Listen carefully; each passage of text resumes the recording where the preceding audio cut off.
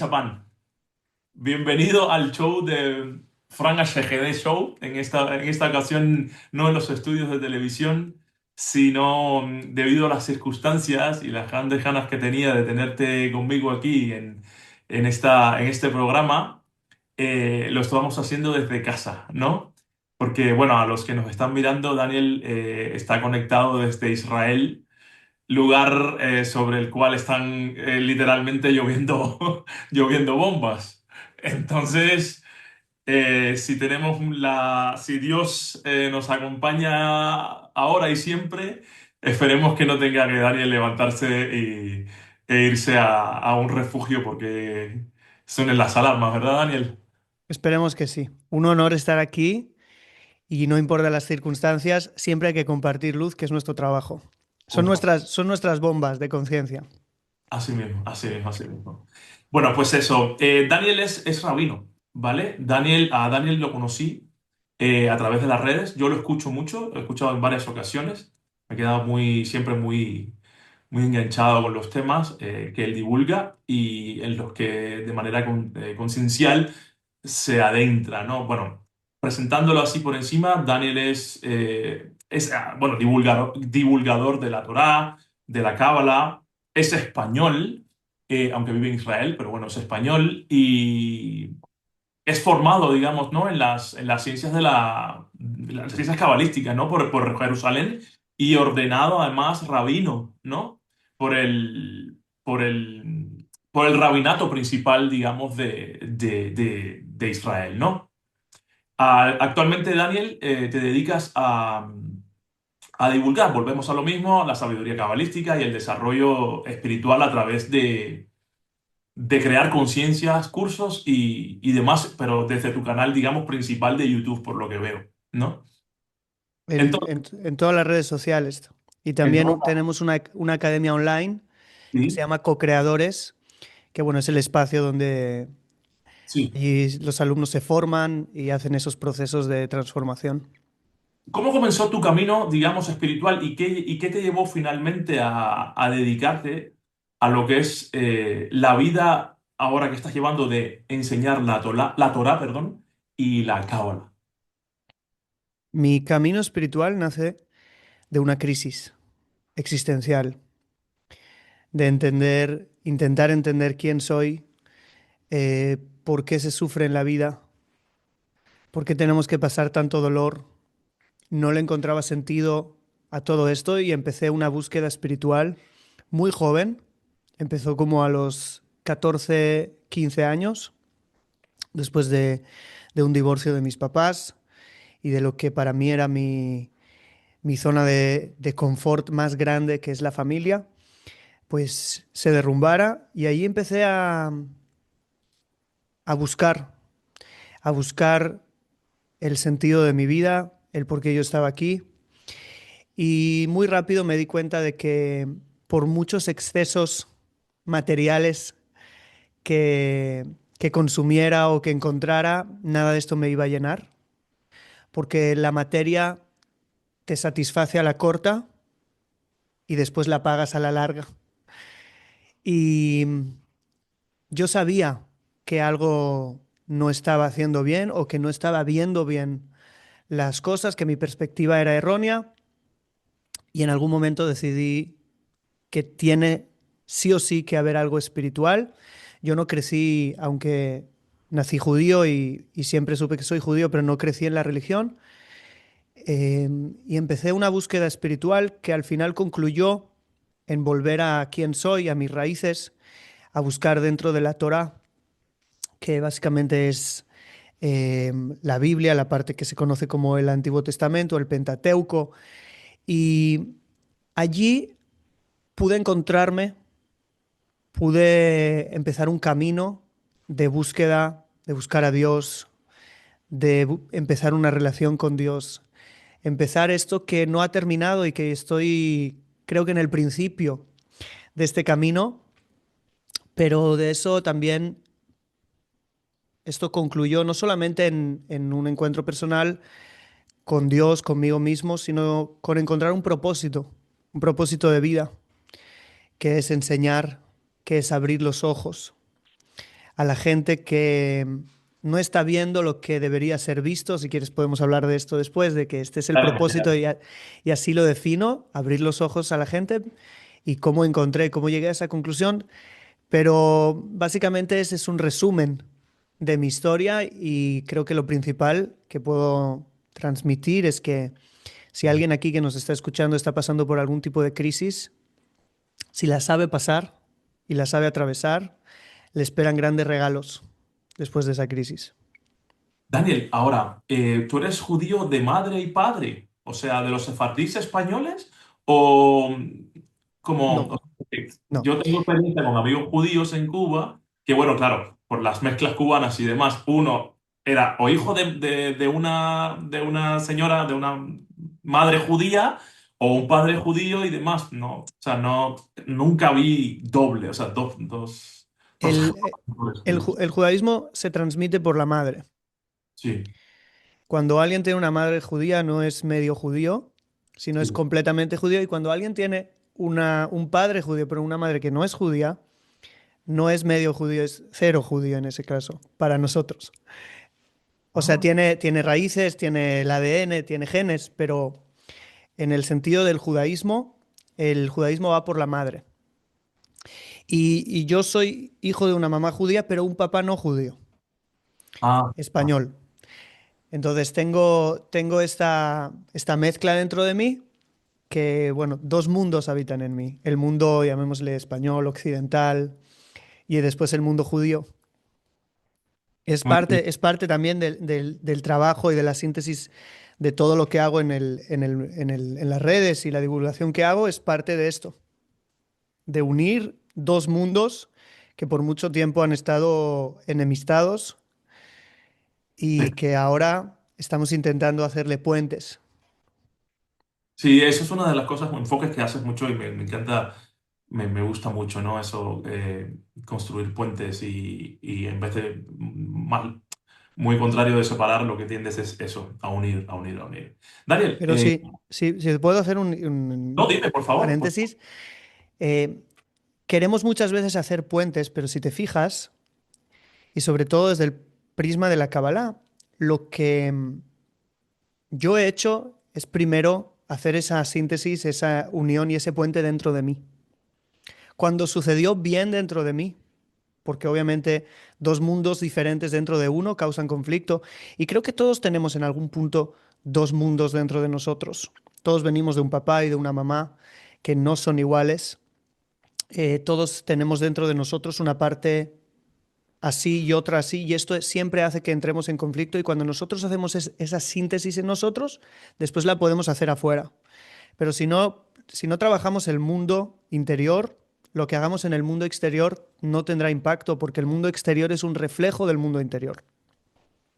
Totalmente, Daniel, totalmente, que es lo que uno de los grandes problemas o el más grande, digamos, en estos momentos, bueno, de siempre, yo creo que de la humanidad, siempre buscando fuera, buscando fuera, buscando fuera, cuando realmente todas las respuestas y el secreto, ese secreto que todo el mundo quiere, está en uno mismo, Está dentro. está dentro. Muy bien. Daniel, Daniel, ¿qué fue lo primero en tu camino? ¿El estudio intelectual, digamos, de la Torá como escuela?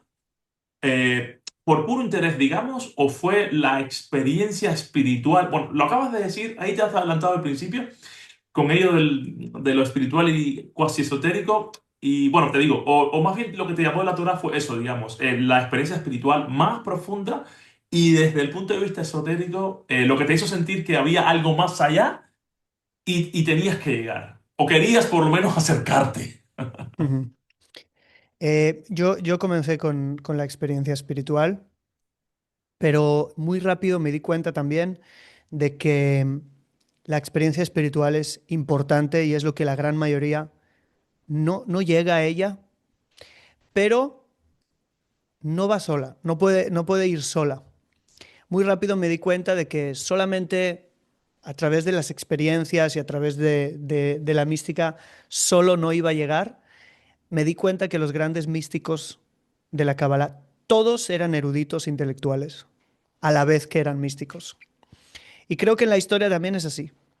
No solamente en la tradición judía, que esto está muy arraigado, De hecho, en las escuelas de Kabbalah se nos exige tener una base muy fuerte del resto de campos, incluso campos que tienen que ver con leyes, con cosas muy que dices, ¿qué tendrá esto que ver, no?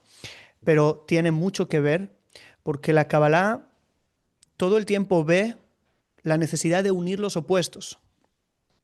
Y se habla mucho en la Kabbalah de luz y recipiente, luz y vasija.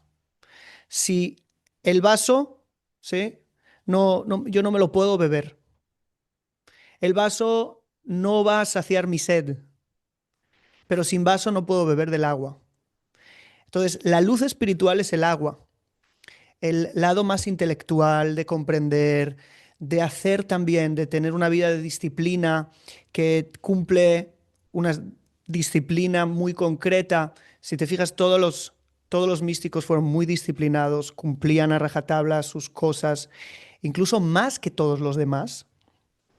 Eso me llevó a entender que en algún momento me tenía que meter también al estudio intelectual de la Torá y lo he ido combinando, pero la base es la sed espiritual, es el querer tener una experiencia con el Ein Sof, con el infinito.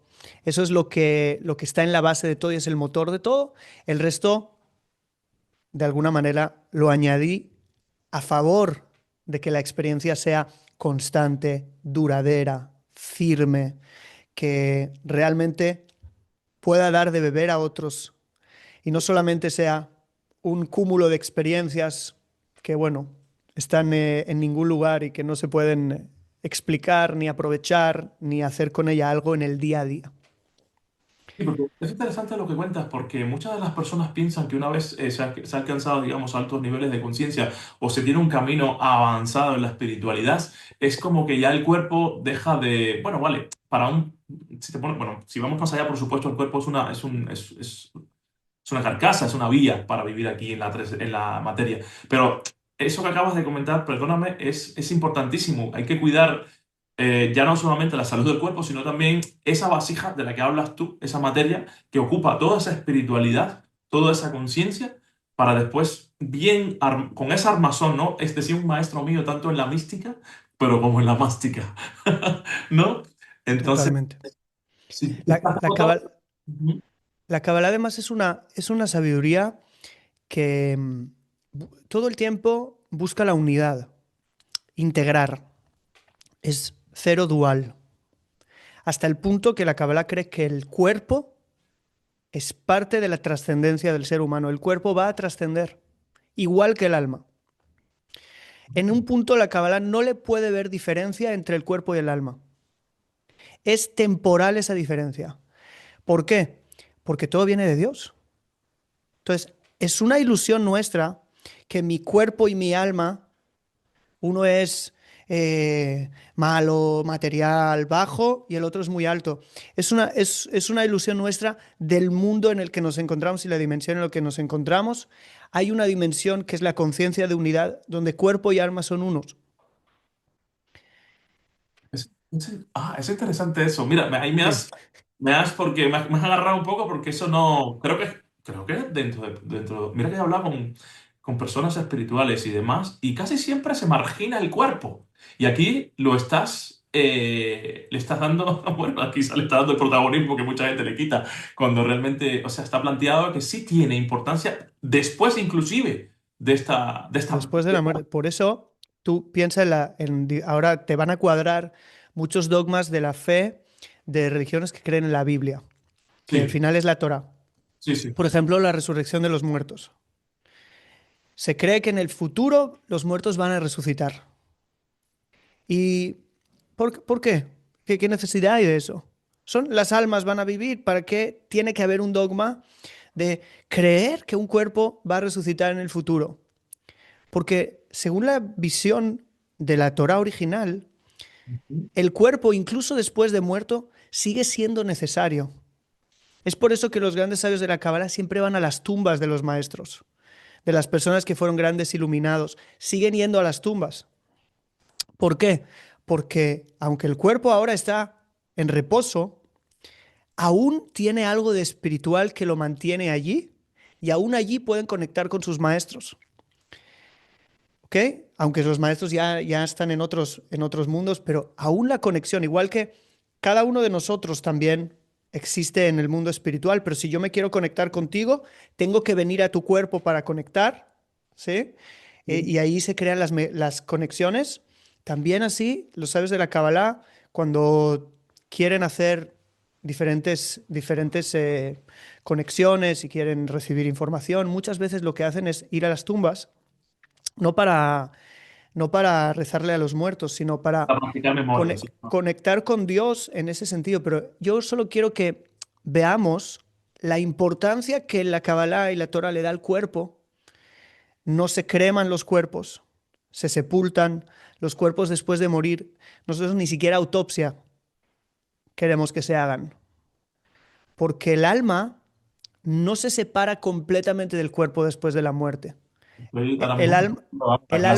alma el alma le deja algo al cuerpo que la Kabbalah le llama Hevel de Garmé, Sí. que sería algo así como eh, un aliento, un pequeño aliento, que mantiene a ese cuerpo para que en algún momento el cuerpo vuelva a, a vivir de alguna manera. Y se dice que en el futuro el cuerpo tendrá el nivel del alma, es decir, veremos realmente que esto que hemos llamado tanto el templo de Dios, eso, no en vano lo hemos hecho así, porque el cuerpo no es algo pasajero. Ahora, el punto aquí es que lo que nosotros, el cuerpo en sí, sí vibra en baja frecuencia, sí quiere solo recibir, sí es algo que nos puede causar problemas a la hora de ascender espiritualmente, pero nuestra misión no es apartarlo, nuestra misión es Integrarlo. elevarlo al nivel del alma, integrarlo con el alma. Y Dani, perdóname que te interrumpa, pero entonces estás dando por hecho, pero estamos hablando de ese cuerpo también material, o sea, vamos a un mundo, vamos a otro nivel, vamos a otro universo, vamos a otra dimensión, donde ese cuerpo también se materializa, o es que quiero comprenderlo, desde sí, la materia lo que, y la lo que inmaterial. lo que la Kabbalah explica es que el cuerpo, toda la materia, se va a espiritualizar. Ah, vale. Entonces, para que tú me entiendas, hoy yo tengo un alma, ¿verdad? Sí, sí, sí. Pero el alma vibra en otra frecuencia. Esa es la frecuencia que el cuerpo va a vibrar después.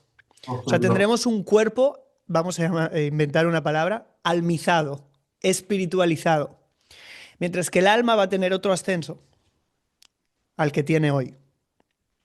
¿Ok? Y esto se ve como un camino infinito de ascenso hasta el infinito y más allá.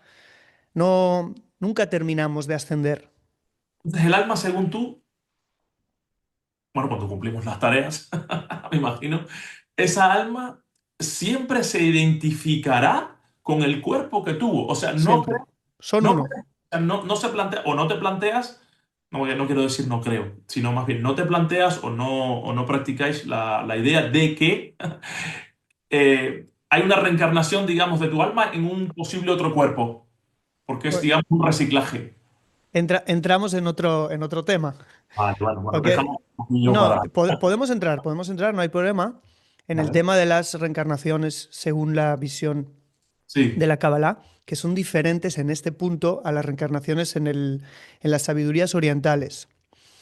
¿En qué sentido? En que cada alma, tal como viene, se identifica con el cuerpo. Ahora, va a haber partes de ese alma que el cuerpo no ha podido integrar, que aquí, por ejemplo, ahora, mm, pues no nos vamos a poner de ejemplo ni tú ni a mí porque voy a decir algo un poco negativo, pero X persona sí, tiene un alma, no sí, la revela, no la integra, no vive según el potencial de ese alma sí. y solo pudo revelar de ese alma, digamos, un 40%.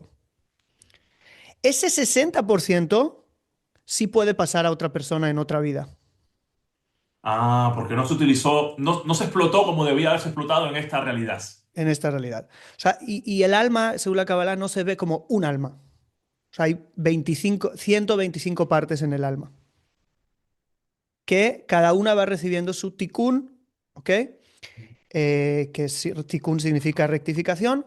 Si no terminaste el tikkun aquí, Hay varias formas de rectificar y una de ellas es el ciclo del alma. Esta alma que no has rectificado va a venir en otra persona, pero ya es otra persona. Lo que pasa es que tú y esa persona, aquí en este mundo sois dos, pero en ese mundo arriba vais a estar unidos. Entonces, es un poquito, se explica con metáfora como un racimo de uvas. Hay uvas de diferentes racimos, racimos se dice, ¿no? Hay uvas de diferentes racimos y hay uvas del mismo racimo. Digamos Ya. que un alma es un racimo, tiene diferentes uvas. Yo puedo completar todas las uvas, puedo solo unas, y después muchas personas vamos a convivir siendo la misma alma. Lo que pasa que son conceptos espirituales que ya, cómo va a ser allí, es una forma de materializar. Estamos hablando del cumplimiento de todas las tareas, digamos, que los sefirot en el árbol de la cábala de la vida or- organizan para que el alma mejore en cada uno de ellos. Así es, así es. Estas 10 sefirot equivalen también a otras obligaciones que nosotros tenemos. Las 7, os voy a hablar a nivel universal, ¿ok? No solamente así como la enseñanza del judaísmo en sí, porque el judaísmo en sí tiene pues 613 preceptos y los judíos vivimos con el sábado, el Shabbat y otras cosas. Voy a salirme solamente del marco del judaísmo y voy a hablar de lo universal, creo que es lo más importante. Los 7 sefirot inferiores equivalen a 7 preceptos universales que todo ser humano debe cumplir por ética moral.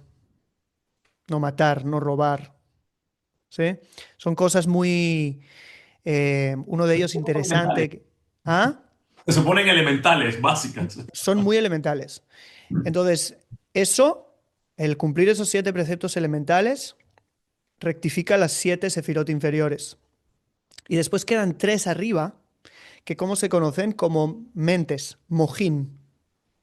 Son 3 sefirot mentales que el tikkun que hacemos allí es conocer a Dios. ¿Ok? Cuanto más yo conozco al Creador, me acerco a Él, entiendo el mundo, entiendo o sea, es un trabajo de lo que nosotros conocemos dat, conciencia. Cuanto más me elevo en mi conciencia, más elevo, sí, de alguna manera, esta parte. Y eso me completaría en acciones, es decir, de ser una buena persona, y arriba de completar una conexión, una conciencia que realmente me lleve a una conexión superior con Dios. Qué profundo, qué bien. Qué bien. La cábala, Daniel, se ha puesto muchísimo, de alguna manera, de moda, ¿no? Muchísima gente, creo que, a ver, habrá de todo. Habrá de gente que hablará de cábala, pero no tendrá ninguna idea. O especulará sobre mil cosas y demás, ¿no? ¿Qué es realmente?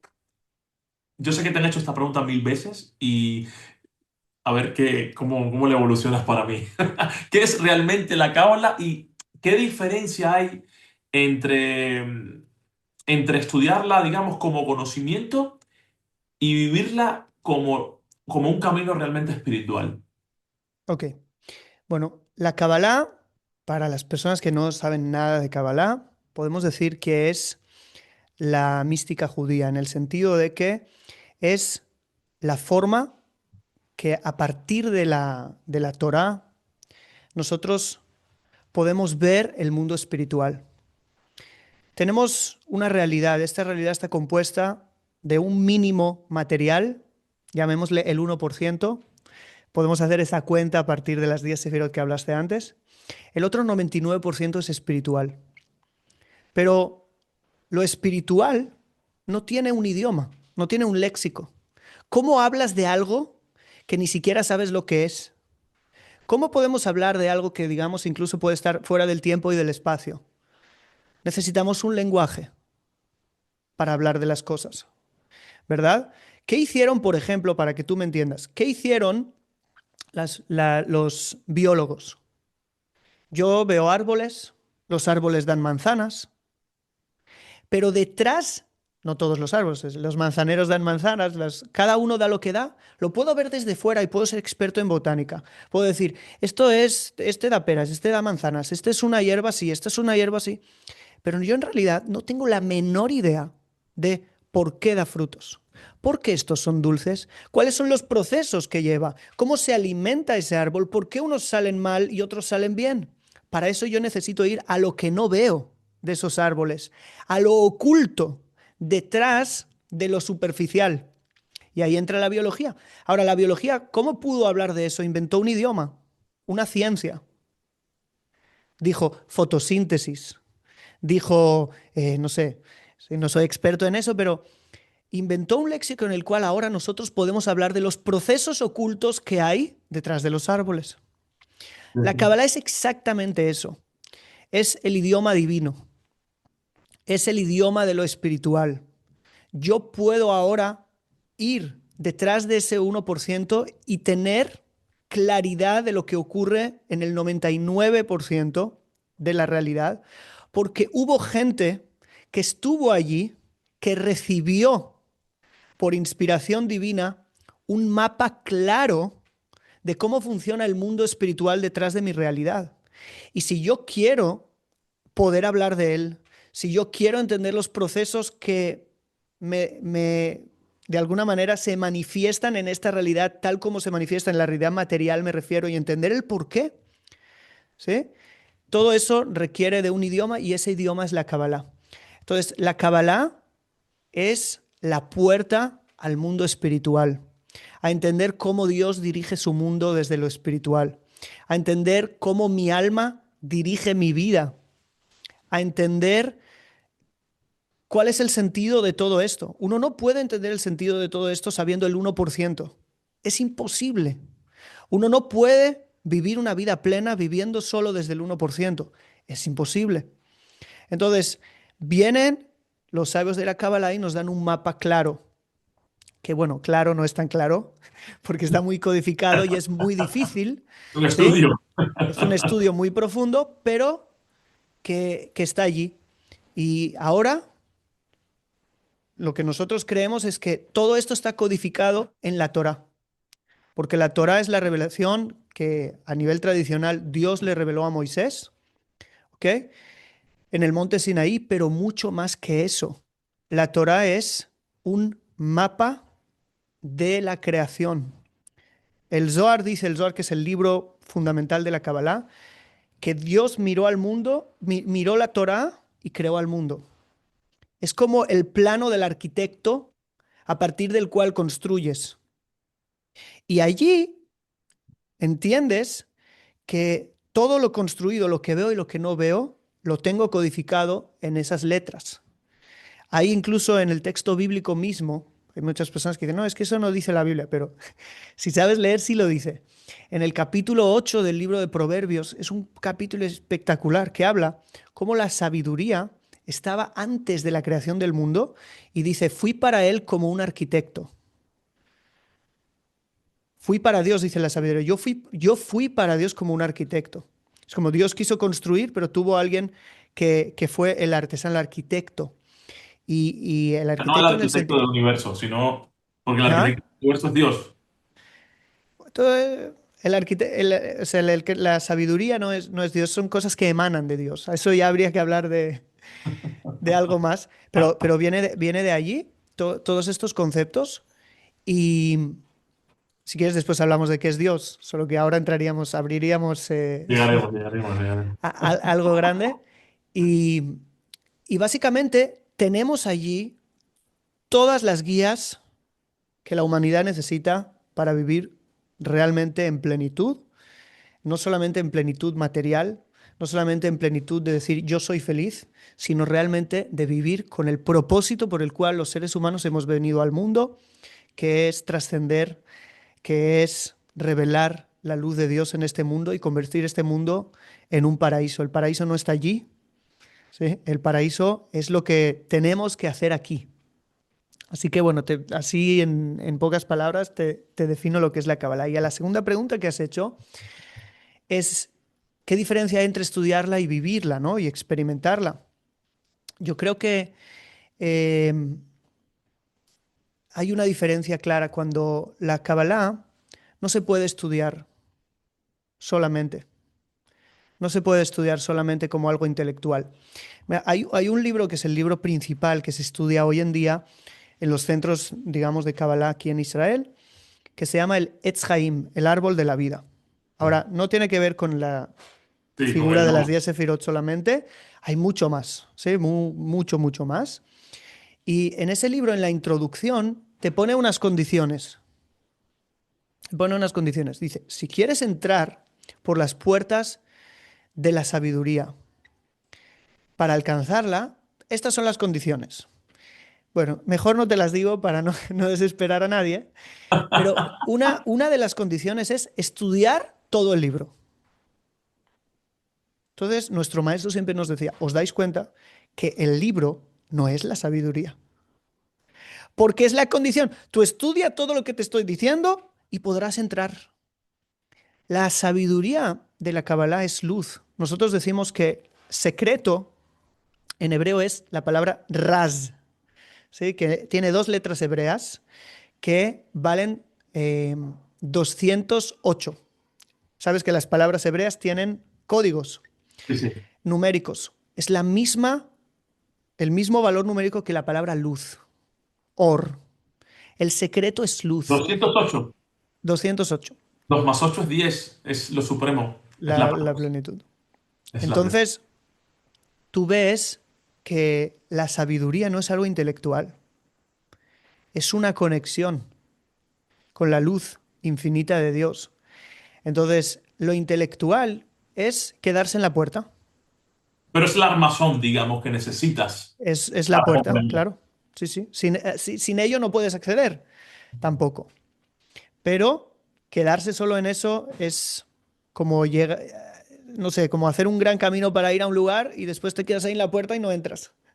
Claro, porque lo digo porque sí he escuchado, aparte de ti, bueno, he escuchado la Cábala, he escuchado Kia, y me doy cuenta que mucha gente por moda la quiere escuchar, la quiere, perdóname, estudiar como lectura y demás, pero muchas veces digo, es que esto no va de leerte el libro y demás. Bueno, está bien como cultura general, pero si quieres comprenderla, tienes que integrarla no solamente desde la lectura y el academicismo, sino es que también tienes que vibrar con ella, ya sea energéticamente y con todos los secretos de luz que en ella se ocultan para después decir, joder, o sea, comprendo o he llegado a comprender bastante lo que es la cábala, ¿no? Desde el punto de Sí. vista también espiritual. Igualmente creo que con el simple hecho de escuchar, muchas veces pues nosotros pensamos que solo estamos haciendo algo, pues un ejercicio intelectual, de aprender algo nuevo, curiosidad, pero el alma se alimenta. El alma Sí. se alimenta y después el alma nos va a llevar por caminos. Y al final lo que hemos estudiado y lo que hemos aprendido, pues va a tener buenos resultados. Y, Dani, ¿por qué crees que ahora, siendo durante siglos la cábala un conocimiento, digamos, oculto, reservado, bueno, quiero decir, reservado, ¿por qué ahora está tan de moda? Bueno, ya estaba escrito eso en el Zohar, que va a haber un momento en el cual se van a abrir las puertas de la sabiduría. Ujú. Hay unas palabras que escribió uno de los grandes sabios de la Kabbalah, que era un alumno de Rabbi Haim Vital. Rabbi Haim Vital fue el alumno del gran cabalista que era el Arizal, Rabbi Yitzhak Luria. No importa. Eh, y le llamamos a él, a este tercero, le llamamos el Rab Tzemach. Ahora, él escribe, ¿por qué en estos tiempos se revela todo esto? O sea, él está, digamos, 1300 años después de las enseñanzas del Zohar. No digo el libro del Zohar, porque el libro del Zohar apareció después, pero las enseñanzas son antiguas. Y él dice, el mundo se está cubriendo de oscuridad más que nunca. ¿Sería injusto vivir en un mundo con tanta oscuridad, sin recursos de luz para contrastarlo? Sería imposible vivir aquí y ser espiritual si Dios no abriera las ventanas de los cielos para revelar todas estas cosas. No podríamos luchar con tanta oscuridad. Porque hay una regla en la Kabbalah que las energías siempre tienen que vivir en equilibrio. siempre. Cuando hay demasiada oscuridad, tiene que revelarse mucha luz. Y cuando se revela mucha luz, también normalmente algo se levanta en contra. ¿Por qué? Porque el cosmos, digamos, el universo siempre busca un equilibrio. Entonces él explica que cuanta más oscuridad hay en el mundo, más herramientas se les da a las personas para que sigan teniendo esa opción de elegir la luz. Entonces, ¿por qué está de moda la luz? Está de moda la luz porque vivimos en mundos donde no es tan simple y hay mucha oscuridad, mucha materia, mucho consumismo, y Dios en su gran misericordia nos da herramientas y revela canales de luz para que todos aquellos que queramos podamos vivir en ese equilibrio del que te hablé antes y no seamos absorbidos por tanta materia, por tanta oscuridad. No, yo creo que de hecho lo que estamos haciendo ahora mismo, que cayendo literalmente bombas ahí donde te encuentras, te has tomado el tiempo y estás participando aquí para instruirnos, ¿no? Y segregar esa luz que se te ha instruido, se te ha legado, y es un trabajo, porque cualquier otro diría, "Bueno, vamos a ver, ya hablaremos cuando se arregle la materia que tengo aquí a mis espaldas, porque sin embargo te has tomado, te agradezco una vez más, el tiempo porque joder, es esparcimiento de conciencia, de luz y sabiduría. Gracias. Fíjate que uno de los grandes cabalistas de la generación pasada vivió antes de la Primera Guerra Mundial. Él escribe, em, las guerras revelan los pasos del Mesías. Es decir, cuando hay una guerra, la luz del Mesías despierta. La luz del Mesías, llamémosle a nivel de conciencia, una luz de despertar espiritual, de conocimiento divino. ¿Y por qué las guerras lo despiertan? Él da varios motivos, pero en verdad lo que tenemos que entender es que cuando suceden estas cosas en el mundo, es porque el mundo ha elegido avanzar a las malas. Pero el mundo va a avanzar. El mundo no puede quedar estancado. Hay un movimiento continuo que sí o sí va a suceder. Sí o sí. Cuando nosotros decidimos ir atrás, el mundo nos empuja y hay ese choque. ¡Boom! Entonces, fíjate que después de todas las guerras, todo el mundo está esperando al Mesías o está esperando que suceda algo. En el subconsciente colectivo sabemos que de algo malo tiene que salir algo bueno. ¿Me explico? Un Una solve de coagula. esperanza. ¿Ah? Un solve de coagula. Sí, así Como que es. es inherente a, ¿no? A lo que es el nacimiento o la construcción o el avance, disolver. Totalmente. Y eso es muy interesante porque La también gente no tenemos la entiende. llave Me da miedo. de cómo evitarlo. ¿Cómo podemos evitarlo? Tenemos que saber que si avanzamos con la conciencia, con el mundo, no vamos a necesitar todo eso. No vamos a... Si tú te fijas, después de la Segunda Guerra Mundial, que es una auténtica locura, todo lo que sucedió allí, el mundo se convirtió en un mundo mucho mejor. Pero no porque las personas aprendieron y estudiaron, sino porque las personas aprendieron a las malas decir, ¿a dónde hemos caído? ¿A dónde hemos llegado? ¿A dónde hemos llegado? Y cuando la persona dice a dónde hemos llegado, cambia. ¿Pero para qué? ¿Para qué decir a dónde hemos llegado? Es como una pareja. La pareja puede estar bien a través de la conciencia, ¿sí? Yo siempre le digo a las parejas, no esperen, vayan a terapia, aprendan, hagan cursos de parejas, hagan cosas, lean libros, no esperen a estar mal, porque después claro que la gente va a terapia, está tan mal que tenemos que ir a terapia. Y No, la lo que práctica esperen, es esperar a estar muy mal para... sí. Entonces, eso es lo mismo, eso es lo mismo, no aprender a las malas. Y por desgracia, eso son las guerras. Las Daniel, guerras es aprender a las malas. perdóname. ¿Y crees que... o sea, no compartes la idea de que vivimos en un mundo oscuro donde... quizás es romántica esta idea, donde solo unos pocos, los que juegan bien este juego, eh, están, digamos, serán los que son salvados, serán los que serán enterados, serán los que trascenderán. ¿No crees que esto de por sí y naturalmente es un mundo oscuro? O sea, su naturaleza es oscura. Mira, yo creo que no, pero te voy a explicar el porqué. Es muy interesante que en muchas culturas el mundo viene de la oscuridad, del mal, de algo malo que pasó. Sí, en la cultura egipcia es así y en otras culturas es así, pero si te fijas en la Torah también es así. ¿Qué había en el principio en la tierra? La tierra estaba vana y vacía, caos, oscuridad, ¿sí? Cubría la faz del abismo, dice el segundo versículo del Génesis. O sea, nuestro mundo viene de la oscuridad. La oscuridad fue antes que la luz, ¿ok? Lo que pasa que creo que la innovación de la Biblia, de la Torá, es que esto es solo el segundo versículo, no el primero. Hay un primer versículo que la gente olvida. En el principio creó Dios los cielos y la tierra. Es decir, la oscuridad tiene un propósito.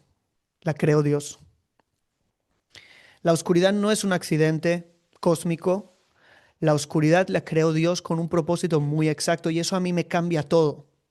¿Vivimos en un mundo oscuro? Sí. ¿Por qué? Porque la oscuridad tiene un propósito. En ese momento la oscuridad deja de ser oscura y pasa a ser una oportunidad para brillar más. La oscuridad sirve al bien. Entonces, yo no creo que estamos en un mundo oscuro en el cual nosotros tenemos que, o unos pocos elegidos, vamos a estar bien, aunque sí creo que esto que acabas de decir es una parte de la realidad. ¿Me explico? Sí, sí, sí, Es, de- totalmente. es decir, Súper es interesante. cierto lo que has dicho, pero no creo que sea cierto en su totalidad. Más allá de mi despertar, hay una fuerza, o como queramos llamar, una eternidad de bien y de amor, que es el que realmente tiene el control del mundo, y sus planes no van a fallar. Sus planes no van a fallar. Entonces, no estamos aquí, estamos, sí, estamos aquí realmente para despertar y por desgracia los que despiertan no son muchos. Pero eso no significa que Dios haya dejado el mundo a merced de que despertemos o no. Y tengo la certeza de que Dios hace para su mundo, para todas las almas y para todas las personas, les va a dar todas las oportunidades habidas y por haber para que realmente al final vivamos un despertar, llamémosle general. Y no sé si me explico la diferencia entre mi visión. Nosotros vemos, hay gente dormida, gente despierta, y decimos, bueno, nosotros que somos los despiertos somos los que sabemos jugar este juego. Yo creo que es verdad.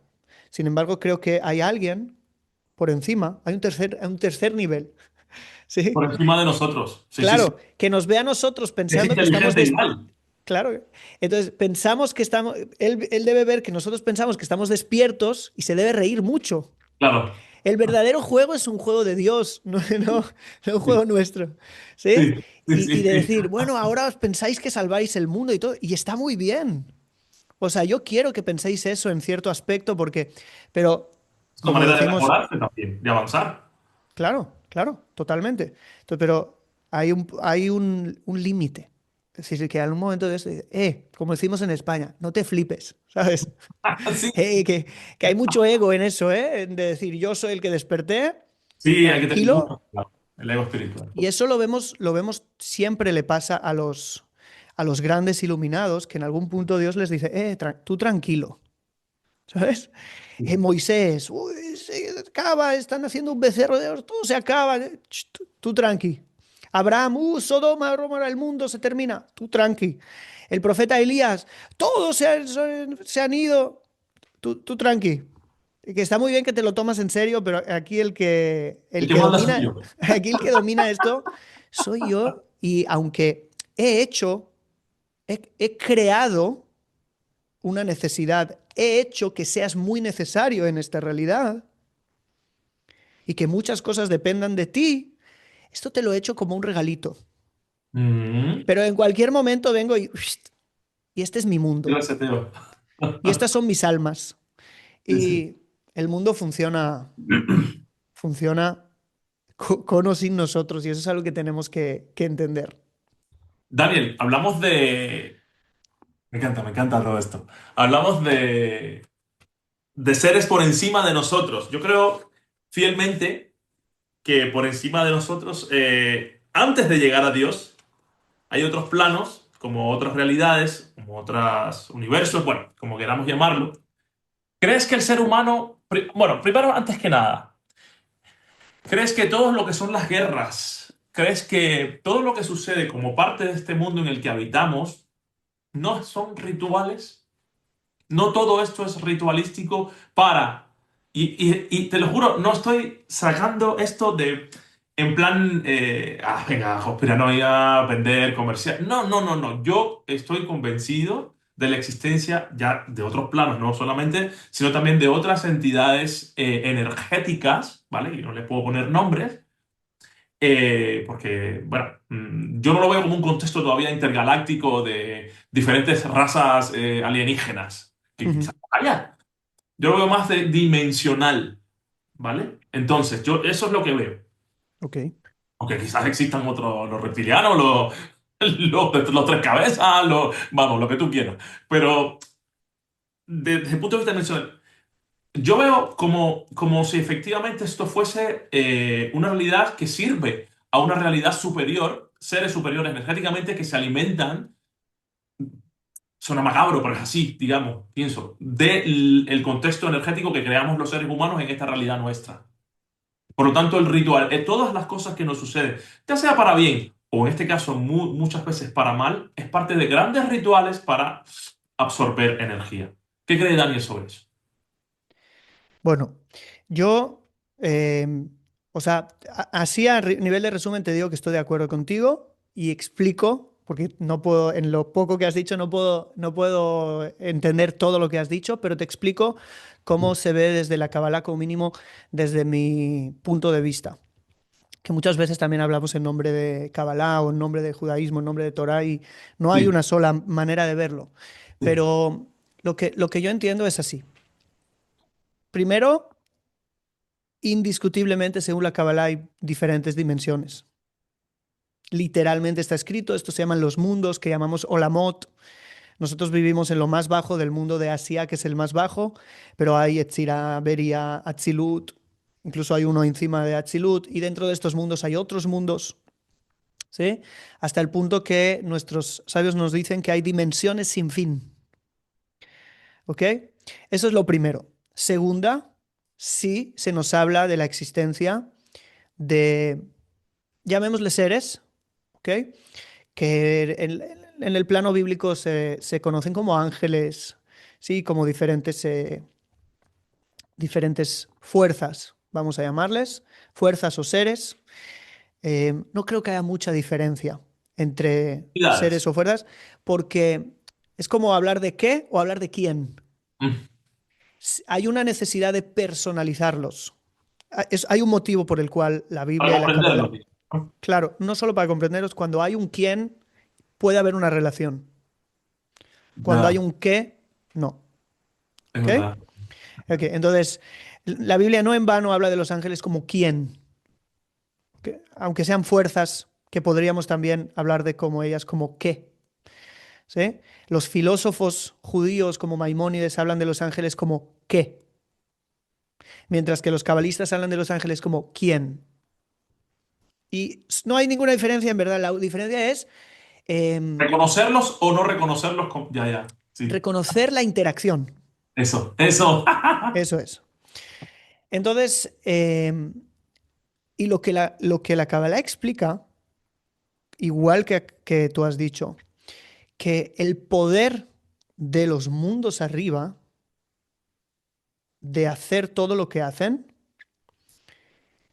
eso lo voy a decir, incluso en cierto aspecto, en el caso de Dios, y ahora te lo voy a explicar, depende de lo que nosotros hacemos aquí abajo. Nuestros actos le dan fuerza a las diferentes dimensiones, incluso a la dimensión de Dios, y obviamente de allí a los diferentes mundos, dimensiones y por lo tanto a los diferentes seres. Entonces, lo primero no es que ellos nos dominan a nosotros. En realidad nosotros dominamos a ellos. ¿Me explico? Lo que pasa que lo que tú puedes dominar pasa a dominarte así. ¿Sí? Hay drogas en el mundo. Las drogas son una gran bendición, pero no para drogarte, para sanar, para de esto. ¿De dónde se hacen las medicinas? ¿Sí? De drogas. En inglés, ¿cómo se llaman medicinas? Drugs. ¿Sí? Es como, claro, si tú tomas en lo que hay un componente en una pastilla que te puede ayudar y te lo tomas de forma desmedida, eso pasará a controlarte un día. Entonces, aunque nosotros tenemos el control, fácil se gira la moneda y pasamos a ser controlados también en este aspecto. Pero una de las cosas que están muy claras en la Kabbalah es que se habla de que nosotros desde aquí abajo levantamos aguas femeninas primero. Aguas femeninas es como, igual que de alguna manera la mujer es la que sabe cortejar al hombre, ¿sí? Y después el hombre es el que de alguna manera viene hacia ella. En esta metáfora, pues se habla de aguas femeninas y aguas masculinas. Nosotros con nuestras acciones, con nuestra vida, despertamos arriba, entonces el mundo espiritual de arriba es el que se revela aquí abajo. Nosotros le damos fuerza y solo entre paréntesis, hay versículos muy fuertes en la Biblia que la Kabbalah entendió de esta manera, que dicen, por ejemplo, está escrito en el Salmo, Tenu oz le Elohim, darle fuerza a Dios. ¿Cómo le das fuerza a Dios? Si Dios es todopoderoso. ¿Sí? No, hay un aspecto de la revelación divina, ¿sí? No de Dios en esencia, sino de lo que Dios, la luz de Dios, que depende de nosotros. Nosotros hacemos lo que tenemos que hacer, revelamos su luz. No la hacemos, la ocultamos. Entonces decimos, dale fuerza a Dios. Revela la luz de Dios en el mundo. Entonces, y cuando no lo revelamos y la ocultamos, lo que se revela es oscuridad. Depende de nosotros. Y mucho más con los ángeles. Mucho más con los ángeles que nuestros sabios dijeron que el que hace un acto bueno crea un ángel bueno. El que hace un acto malo crea un ángel malo. ¿Okay? Y son energías que pasan a existir.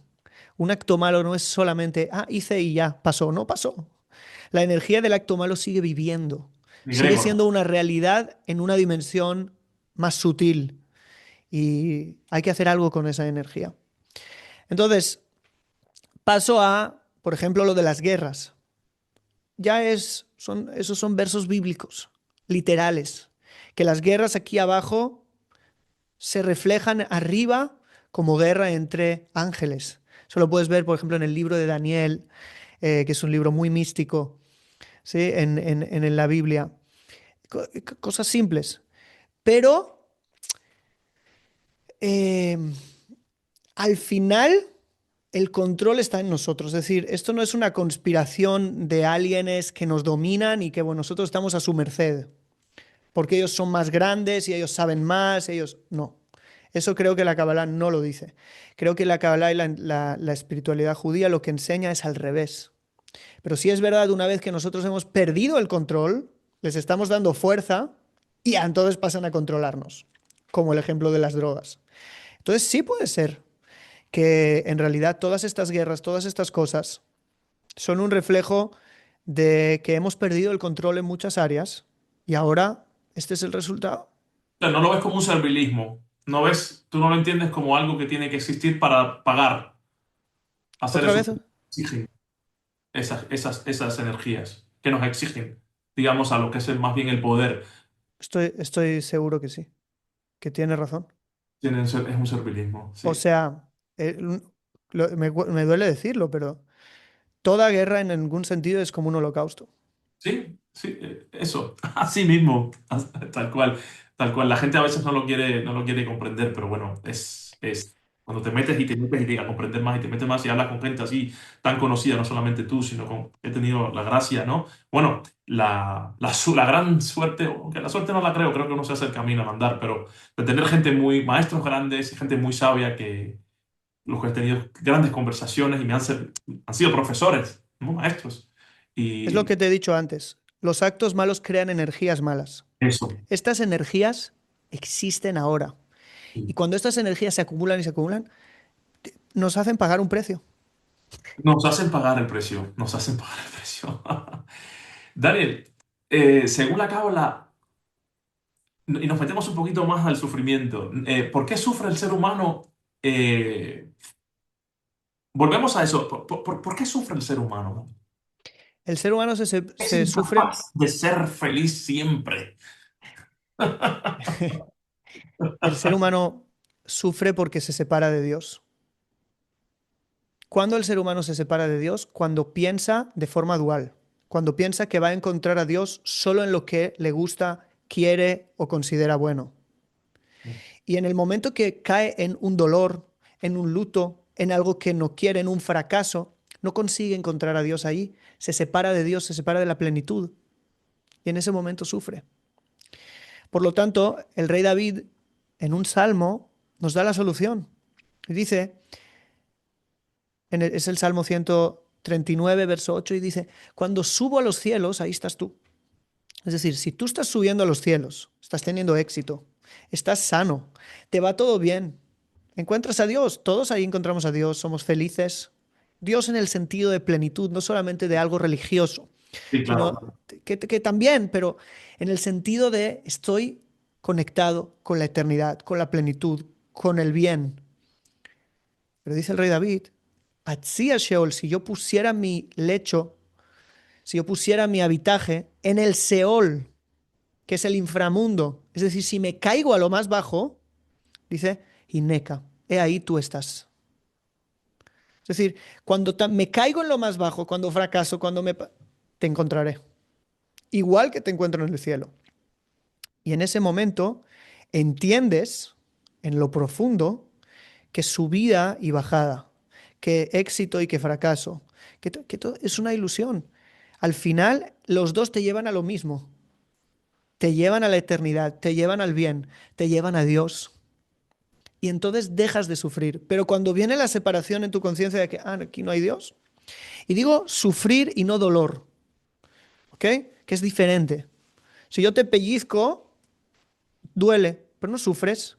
Todos nos han hecho alguna vez, no sé, bueno, no sé si a todos, pero alguna vez nos han hecho como una vacuna o nos han hecho algo o una operación que duele, pero no sufres, ¿sí? No sufres por el simple motivo de que sabes que es para tu bien, sabes que te va a ayudar. Entonces, duele, pero no sufres. El sufrimiento es dolor no aceptado. Me duele, no entiendo por qué, me enojo, reacciono y ahí se perpetúa el sufrimiento. ¿Sabes? Una de las cosas que he comprendido también y que me he dado cuenta, que la gente realmente parece que cree, o sea, que conoce a Dios o cree la gente no sabe realmente, o no quiero decir todo el mundo, por supuesto, no quiero generalizar, pero la gran mayoría, inmensa mayoría, no comprende lo que es Dios. Y es por también es el hecho, es la causa del por qué también están en auge tanto estas magias negras y se ha tergiversado tanto y la gente va también a brujos o va a buscar, digamos, ese éxito material que es el que nos imponen también desde un punto de vista subjetivo, esclavista, rápido, pensando inclusive hasta que, bueno, muchas de estas cosas las hablas tú, desde atraer la abundancia y desde la luz también. Y Ujú. piensan que no, piensan que el único camino para la abundancia y todas estas cosas es ese lugar oscuro, ¿no? Entonces, está no solamente YouTube, está el mercado inclusive lleno de, por cualquier dinero, ya sea poco, porque inclusive han bajado hasta los precios, como hay Claro, hay oferta, tanta oferta demanda, demanda. más oferta. Y entonces puedes hacerte cualquier tipo de cosas oscuras para lograr sin saber efectivamente que luego la tienes que pagar, ¿no? No tienes que pagar porque así es la oscuridad. Y tú puedes llegar a todo eso atravesando el camino a la luz. Pasa que no te lo va a poner fácil tampoco, porque de eso se trata este juego, ¿no? Bueno, Daniel, en la Cábala se habla de milagros. ¿Qué es realmente para Daniel un milagro? La palabra milagro, ¿ok? En hebreo es la palabra nes. Nes viene de algo que se levanta, como levantar una bandera. Realmente levantar una bandera es leitnoses, que es como un estándar. Y es muy interesante el significado hebreo siempre de las palabras. ¿Por qué es muy interesante? Porque en realidad un milagro es solamente Dios levantando una bandera para que entendamos que el mundo lo maneja Él, como decíamos antes. Y hay unas palabras de un gran cabalista de la época medieval que vivió en Gerona, que se llamaba el Rambán, Rabbi Moshe ben Nachman, Nachmanides. Sí, está Maimónides, que no era cabalista, pero está Nachmanides. Y él dice lo siguiente, que la persona no tiene parte en la Torá de Moisés hasta que no crea que todo lo que sucede en nuestra vida es un milagro. Todo lo que sucede, absolutamente todo. Esto que está sucediendo ahora es un milagro. El hecho de tener un micrófono es un milagro. Todo es un milagro. Dice, pero hay una diferencia. Hay milagros ocultos y hay milagros revelados. Los milagros ocultos, pues la gente va a decir, oye, esto no es un milagro. Esto es, pues bueno, que hay un micrófono, hay un cable y te van a hacer una explicación. Ok, ok. Esto es un milagro oculto porque ahí no ves la bandera divina diciendo, estoy aquí. Sí. O sea, ¿por qué? Porque puedes confundirte con la naturaleza. Puedes confundirte con el curso natural de las cosas. Pero es un milagro. Y después están los milagros revelados. ¿Por qué? Porque ahí la naturaleza de alguna manera deja de tener y de correr su curso normal y de repente hay algo que es sobrenatural. Entonces, para mí, todo es un milagro. Todo en la vida es un milagro y así hay que tomarlo. No dar nada por hecho, no hay un curso natural. La vida se renueva en cada segundo. El respirar, esta respiración es nueva completamente, no tiene que ver con el hecho de que antes pude también respirar y después voy a poder. Mm, ¿Ok? mm, Esto es la primera cosa. Y después, para mí un milagro es dejarle a Dios dominar tu vida, controlar tu vida y tú fluir. Eso es un milagro. En el momento que tú dices, yo no pienso, estoy siendo pensado. Yo no hago, estoy siendo hecho. Yo no construyo, construyen a través de mí. ujú, En ese momento, tú lo que estás haciendo es darle lugar a la eternidad a revelarse a través de ti. En ese mismo momento, tú eres capaz de hacer cosas mucho más grandes que si pusieras toda tu capacidad ahora en acción. ¿Y cómo se hace esto? Y para mí ese es el milagro. El milagro es entender el punto en el cual tú estás haciendo lo que puedes, pero no esperas el resultado según lo que puedes. Esperas el resultado según lo que Dios haga, completando más allá de lo que tú puedes hacer. Y ese es un modo de vida espectacular. ¿Por qué? Porque yo hago lo que puedo mm, y los resultados los dejo en manos de Dios. Y siempre me sorprende. Al principio, en el principio, ¿sí? Ahí tienes que ser fiel a la idea. Pero llega un sí, momento en el que pillas el punto, en el cual dejas el ego, no vives de mm, los resultados, no eres feliz según los resultados, no dejas que los resultados en tu vida dejan de depender de ti, de lo que tú haces, sí, y pasan a depender de Dios. Y tú haces lo que puedes, lo mejor que puedes todos los días. No vives en competición con nadie más que contigo mismo ayer. Es la única competición que tienes. sí, El yo de ayer. Hoy soy mejor que ayer. Y hago lo que puedo. No hago más allá de lo que puedo. No soy perfecto. No estoy, no soy perfecto, estoy perfeccionándome. ujú, Pero clarísimamente que eso, ¿sí? No define mis resultados. Los resultados los entrego a Dios. Entonces, a las mañanas, para ser más práctico, uno puede decir que es un rezo que uno de los grandes cabalistas recomendó hacer. Te entrego mis pensamientos, te entrego mis palabras, te entrego mis acciones, te entrego todo en tu mano. Yo soy como el hacha en manos del talador. es una expresión. Y empieza a fluir en la vida, empieza a hacer lo que puedes. Disfruta de ese proceso y deja a Dios los resultados a Dios. Y ahí viene el milagro, porque nosotros no le damos lugar a Dios. Lo queremos controlar todo, acaparar todo, es un sistema de defensa. Mm. Y si no le dejas lugar a Dios, Él es amable. Preguntaron a un gran cabalista, ¿dónde está Dios? Dijo, donde le dejan entrar. ¿Dónde le dejan entrar? Amén. Claro. Está bueno, está bueno, esto me gusta mucho, efectivamente. Es tan simple, pero es inmensamente grande lo que acabas de decir. Así mismo. Es Dale, una de tremendo. las cosas que sueles hablar en tus programas también, ¿no? En YouTube y demás, es sobre la abundancia, ¿no? Entremos un poquillo ahí. ¿Qué bloquea realmente la prosperidad en la vida de muchas personas, por ejemplo? ¿Qué es lo que Ok, bloquea la abundancia? lo que acabo de decir es el principal bloqueo. El pensar que los resultados dependen de lo que hago. Que hay entre lo que hice y el resultado algo que es completamente proporcional. Hice bien, me sale bien, hice mal, me sale mal. Esa es la ilusión de la dualidad. Sí, Y eso bloquea completamente la abundancia. ¿Qué es la abundancia? La abundancia es que en todo en mi vida yo uso todo lo que hay en mi vida para abrir una puerta a la eternidad. ¿Sí? Mi relación de pareja es una puerta a algo eterno. Mi dinero es una puerta a algo eterno. Entonces, en ese momento, todo fluye eternamente.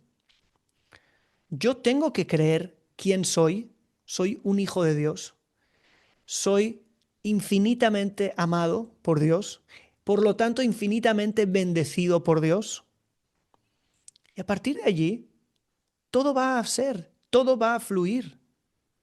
Esa fe y el decir, va a haber, va a haber abundancia, todo va a ser eterno. Porque lo que yo sí, estoy haciendo va mucho más allá de, hago esto para obtener $100, hago esto para obtener 500. No, no es eso. Puedo trabajar y cobrar algo, pero a lo que me refiero es que cuando Dios entra, la eternidad entra, la abundancia entra en mi vida. sí, Cuando todo lo que hago es una puerta, abrirle una puerta a Dios, a más bendición, a más luz. La luz aparece, la bendición, la abundancia aparece. Y creo que eso es lo que más bloquea a la gente. Ahora, hay muchos bloqueos de la abundancia. sí, Abundancia en hebreo es shefa, que significa flujo. Es un flujo que ya está cayendo sobre ti. Ahora, si yo tengo esto lleno de tierra, por mucha agua que le tire, no se va a llenar el vaso. ¿Ok? Si yo no expando el vaso y lo convierto en un cubo, ¿sí? ¿Cómo lo podría hacer? La única manera es quebrándolo y después pegándole más de esto, sí. ¿sí? Entonces, por ejemplo, si yo no me quiero quebrar, no me expando. Si no me expando, no tengo abundancia. La gente tiene miedo de quebrarse. La gente tiene miedo de ir a un lugar y hacer el ridículo de no saber. Y por eso no aprenden. Porque no quieren vivir el quiebre de, uff, no sé, soy débil, soy vulnerable. Cuando en ese quiebre lo que Dios hace es expandirte. Y si te expande, viene más abundancia. Porque no aunque venga abundancia a tu vida y viene todo el tiempo, no la puedes retener. Y yo en la Sefirot lo defino como tres niveles principales de bloqueo. El bloqueo mental, el bloqueo emocional y el bloqueo conductual. Ujú. Creencias sobre mí, sobre el dinero, una perspectiva de vida equívoca es el primer bloqueo de abundancia. Lo que acabo de decir antes son perspectivas que tienen que cambiar en la gente. ¿Ok? Retos son oportunidades. Problemas y crisis son oportunidades. Es un cambio. Si yo no hago ese cambio, hay un bloqueo en la abundancia.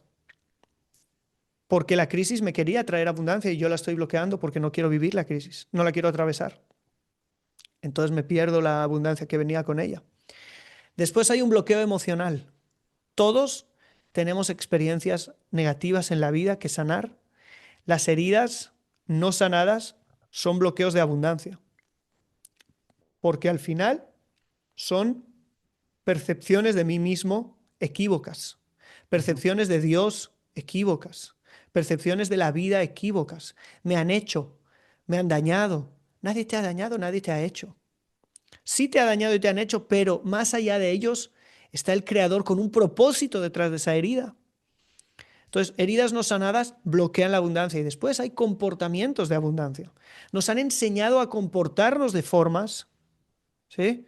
Personas que tienen dinero aún van al supermercado. eh, este vale 3,25 y este vale 3,15. Vamos a agarrar el 3,15. Ni mires eso. 3,15. Ni lo mires.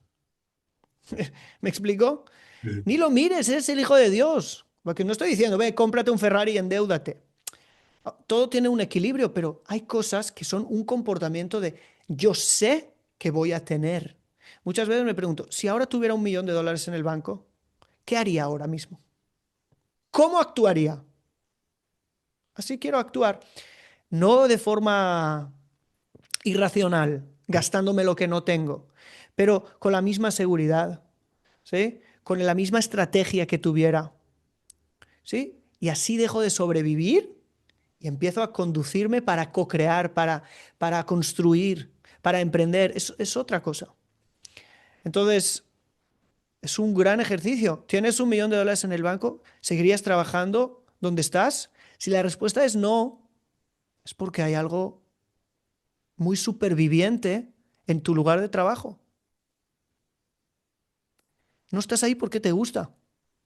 Si yo tuviera $1 millón en el banco, ¿seguiría haciendo esta entrevista?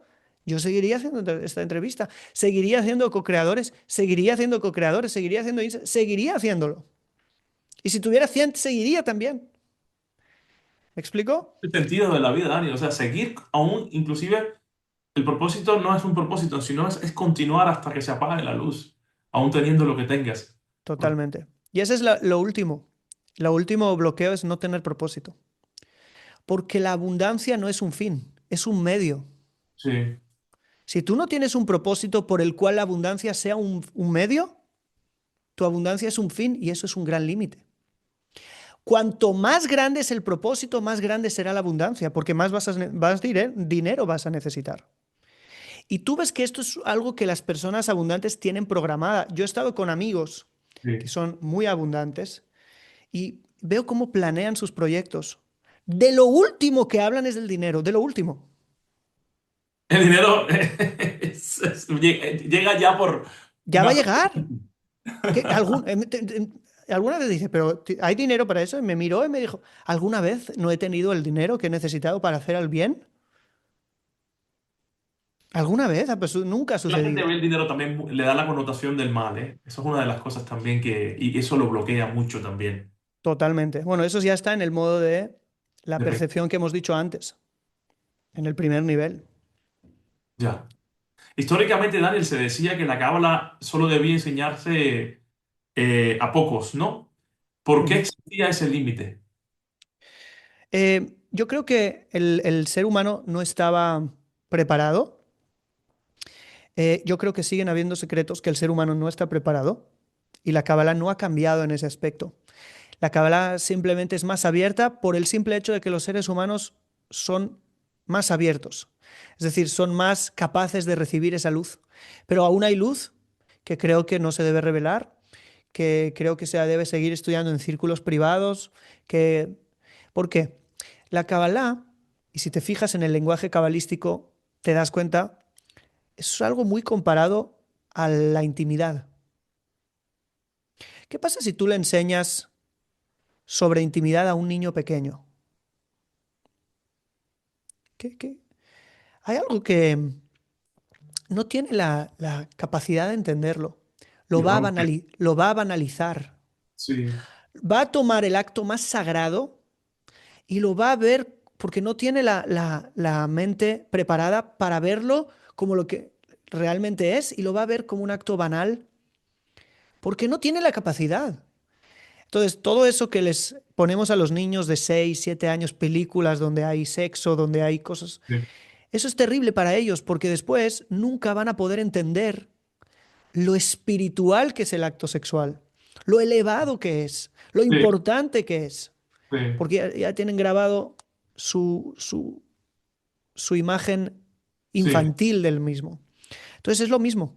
Igual que no se le habla a un niño de sexo, no se le habla a una persona que no se puede depende qué secretos espirituales, porque los va a banalizar, los va a bajar, los va a estropear. Y por el bien de él no hay que revelarle. No es algo que nosotros somos celosos de eso, que también, pero por el bien de él. Mm. Daniel, ya no te voy a robar mucho más tiempo, es que son conversaciones eternas, pero quería preguntarte,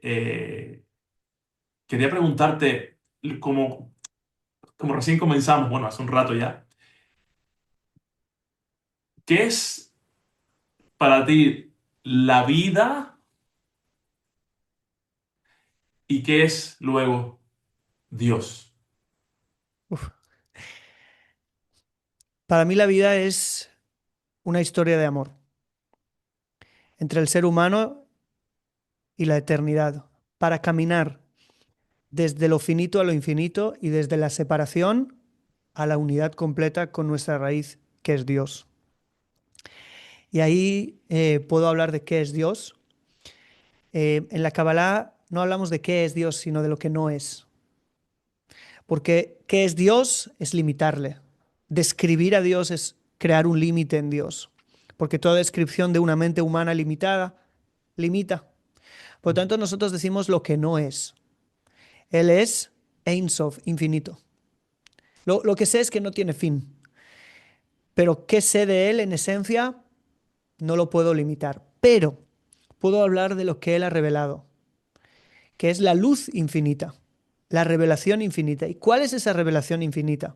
Una revelación de amor, de dádiva, de altruismo y de bondad y de sabiduría infinita que fluye para que nosotros podamos disfrutarla en cada momento de nuestra existencia.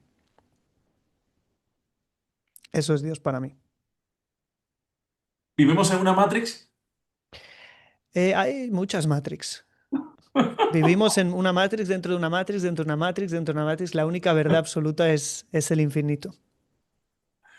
Daniel, muchísimas gracias. Muchísimas gracias. Te quiero agradecer delante de todas las personas una vez más que nos escuchen, que nos vean, ya sean los tuyos, vamos a compartirlo para tu gente y para los míos. Eh, gracias, de verdad, de corazón, Gracias. de corazón, Franco, muchas gracias. Cuando vengas un por Madrid, abrazo. ya sabes que me tienes aquí, te debo una buena comida. Puedes comer Gracias. todo, ¿verdad? La verdad es que O como kosher, solamente kosher, kosher. Pero aquí en Madrid pero hay un kosher. en Hay un... Madrid hay kosher. Vale. En Madrid hay kosher. Así que, Chao, Daniel, muchas chao. gracias. Shalom, shalom. Shalom.